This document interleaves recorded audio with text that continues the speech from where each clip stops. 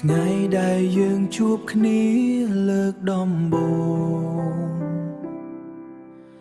អ្នកធ្វើឲ្យពិភពខ្ញុំមានន័យស្នេហាដែលគិតថានឹងយូរអង្វែងបែរជាប្រែប្រួលដោយមិនដឹងហេតុអ្វីពាក្យស្រឡាញ់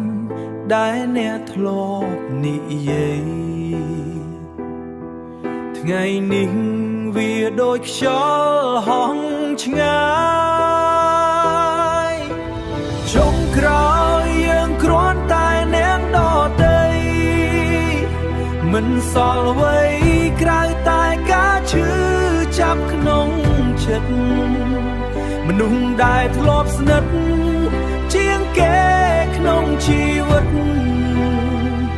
ឥឡូវធ្លាប់ស្នេហ៍ជាងគេមិនស្គាល់មុខគ្នាឥឡូវតែអ្នកមិនស្គាល់មុខគ្នារូបភាពចាំងនៅតែមើលឃើញតែអ្នកនៅក្នុងវាមិនជារូបនេះទៀតស្នេហា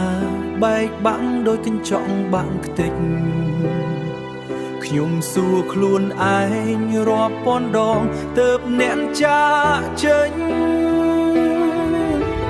ចុងក្រោយយើងគ្រាន់តែអ្នកដទៃមិនសល់អ្វីក្រៅតែការឈឺចាប់ក្នុងចិត្តមនុស្សដែលធ្លាប់ស្និទ្ធជាងគេក្នុងជីវិត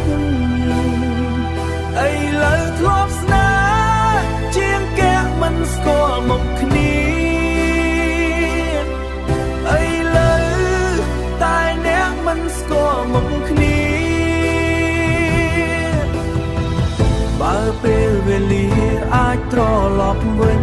ខ្ញុំមិនចង់ជួបអ្នកសោះព្រោះចង់បញ្ចប់វាឈឺពេកជាងមិនដែលមានអ្នកក្នុងជីវិតចុងក្រោយស្នេហាយើងคล้ายជាអតីត